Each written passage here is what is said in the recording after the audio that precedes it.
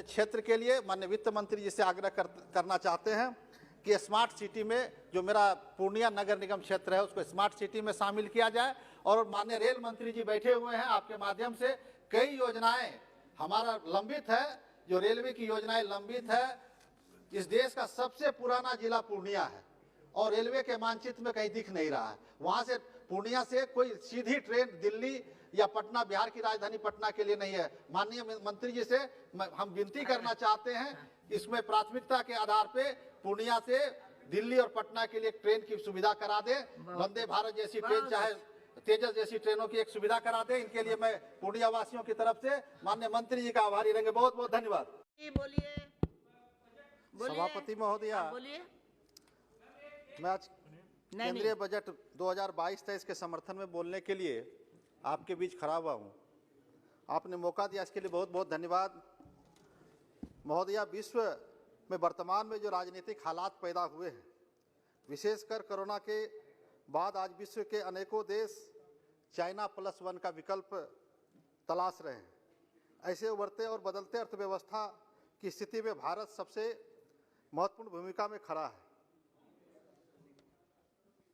भारत को इसका सबसे बड़ा लाभ मिल सकता है और इस बाबत माननीय वित्त मंत्री जी ने इस बजट में प्रधानमंत्री गति शक्ति योजना की जो उद्घोषणा की है, वही भारत को ये इस वैश्विक अर्थव्यवस्था में अहम भूमिका अदा करने के लिए तैयार करेगा। और माननीय प्रधानमंत्री जी ने भारत को 5 ट्रिलियन इकोनॉमी बनाने का जो लक्ष्य रखा है वह मजबूती के साथ पूरा होगा। मैं माननीय वित्त मंत्री जी को बधाई देना चाहता हूं कि उन्होंने आने वाले वर्षों में राजकोषीय घाटे को धीरे धीरे कम करने का लक्ष्य रखा है।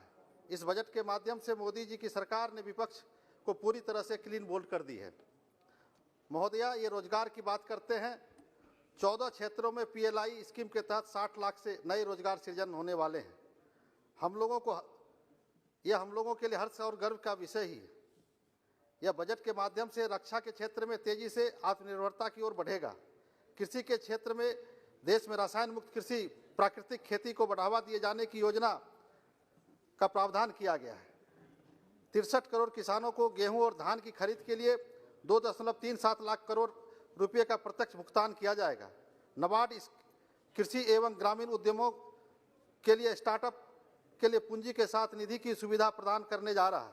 स्वास्थ्य के क्षेत्र में 23 टेली मानसिक स्वास्थ्य केंद्रों का नेटवर्क का निर्माण, जिसमें नीम हैंड्स नोडल केंद्र होगा।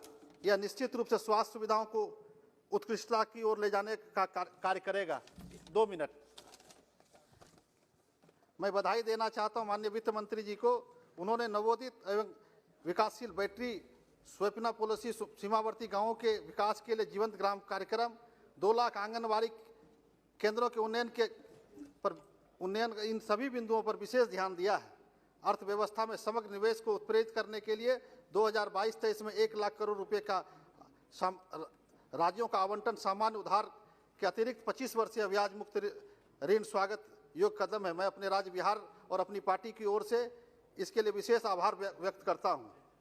महोदया, मैं वित्त मंत्री जी से और एक विशेषकर प्रधानमंत्री जी से आग्रह करना चाहता हूं कि इस पूरे बजट में जातीय जनगणना को लेकर अलग से कोई प्रावधान या आवंटन नहीं किया गया है। महोदया, कई दशकों से लंबित अति महत्वपूर्ण विषय है। माननीय मोदी जी ने इस देश के दशकों से लंबित कई विषयों को लेकर लंबी लकीर खींची है। चाहे वो राम मंदिर का मुद्दा हो, चाहे कश्मीर का 370 का मसला हो, या पूर्वोत्तर अलगाववाद, एक मिनट अलगाववाद का विषय हो, सभी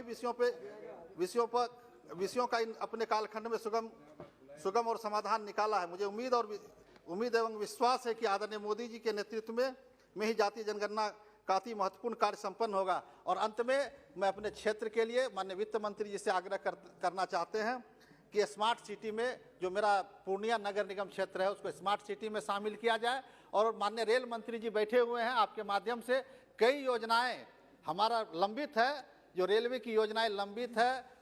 इस देश का सबसे पुराना जिला पूर्णिया है और रेलवे के मानचित्र में कहीं दिख नहीं रहा है। वहां से पूर्णिया से कोई सीधी ट्रेन दिल्ली या पटना, बिहार की राजधानी पटना के लिए नहीं है। माननीय मंत्री जी से हम विनती करना चाहते हैं, इसमें प्राथमिकता के आधार पे पूर्णिया से दिल्ली और पटना के लिए ट्रेन की सुविधा करा दे। वंदे भारत जैसी ट्रेन, चाहे तेजस जैसी ट्रेनों की एक सुविधा करा दें। इनके लिए मैं पूर्णिया वासियों की तरफ से माननीय मंत्री जी का आभारी रहेंगे। बहुत बहुत धन्यवाद।